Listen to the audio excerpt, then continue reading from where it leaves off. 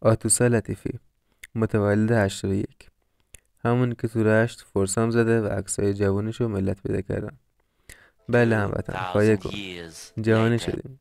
بیشترین سرچ پورنهاب تو کل جهان طی چند روز اخیر فرسام رشت بوده. خب، برای دیدن فیلم کامل فرسامم که توی ویدیوی قبلی چطور پیدا کردنش رو توضیح دادم.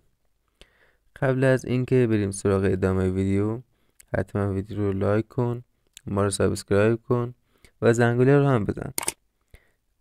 چند تا حقیقت راجب این دختره. اول اینکه شین شوهر داره و شوهرش هم از این فرسام راضی بوده.